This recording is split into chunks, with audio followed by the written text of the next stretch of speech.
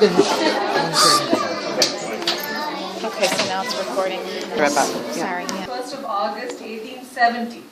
She was an Italian physician and educator who was best known for her philosophy of education. She initially intended to pursue her degree in engineering but changed her mind, and by the time she graduated she decided she wanted to be a doctor of medicine.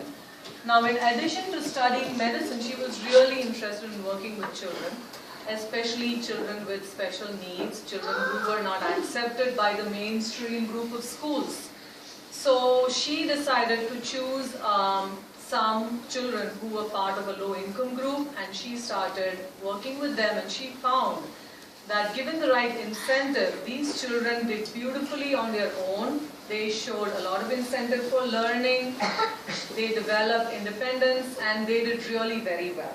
She continued that philosophy and she opened her own school in 1907. By the time her school was opened, she already had 50 or 60 children who were interested in working with her.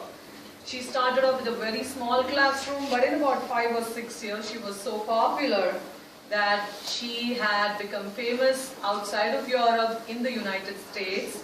So in 1911 and 1912, her first school opened in the United States in New York, and one of the first people who helped her open her school was the inventor Alexander Graham Bell, and he was so interested in her method of teaching that he opened one of her classrooms in his own house in Canada.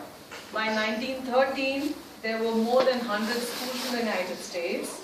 Maha Montessori was nominated 3 times for the Nobel Peace Prize, and by the time she was visiting Scandinavia in 1950, she had been awarded the Officer of Dutch Honor, and she also received an honorary doctorate in the University of Amsterdam. So this is who she was, and we are still following her methods a good 70 years after she's passed away.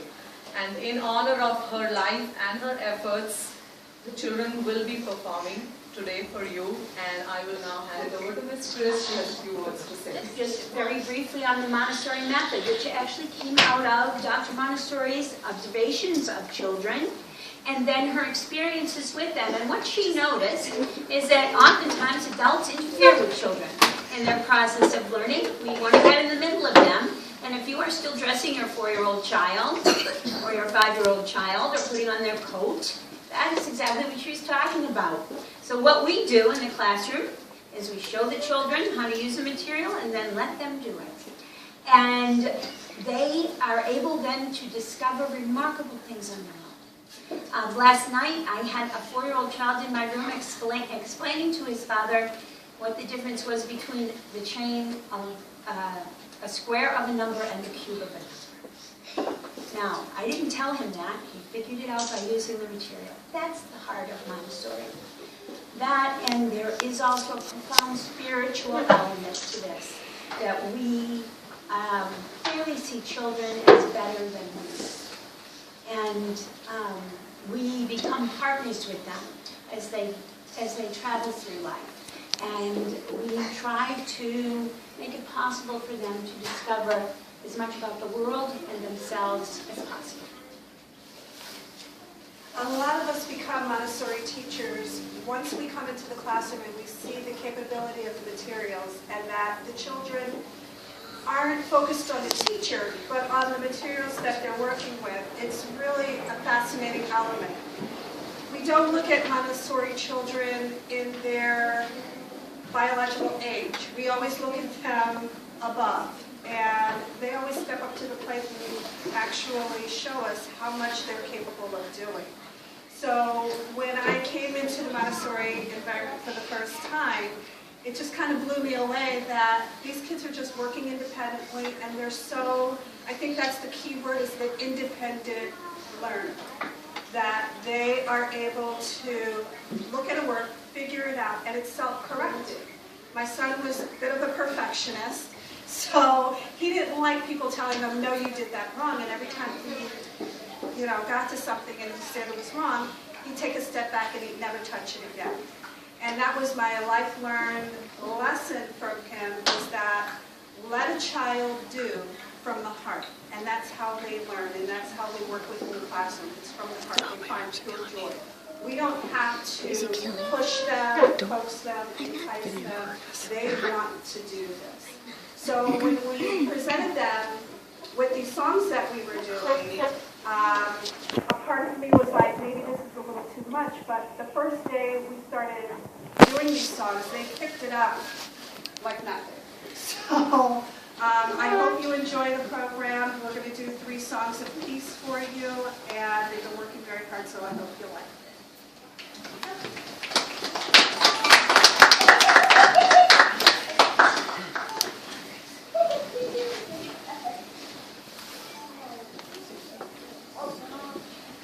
Dr. Montessori said, the hands are the instruments of man's intelligence.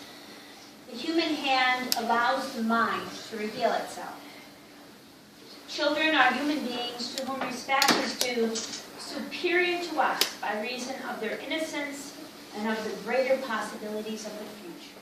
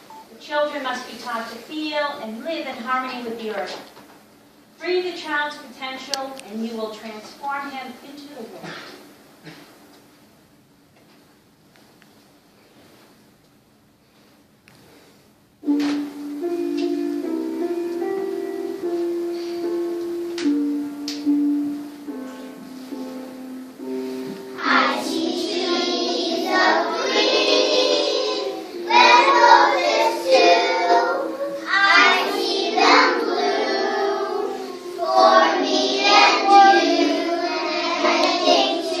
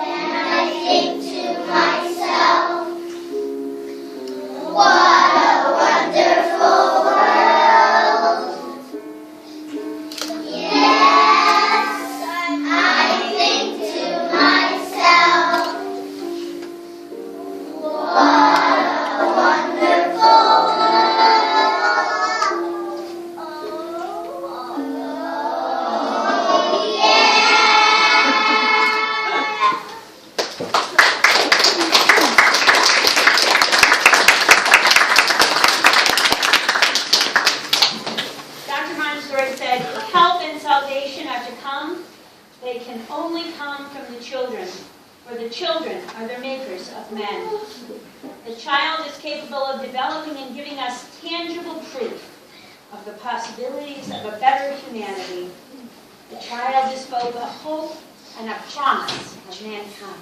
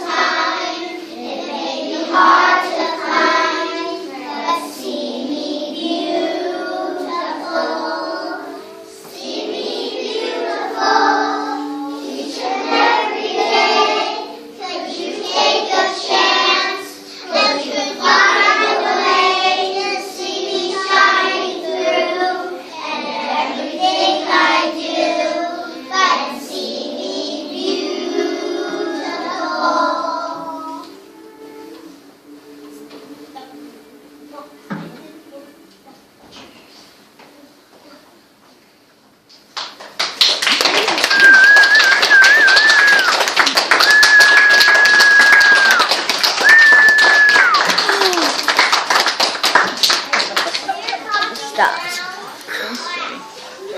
You were the right person.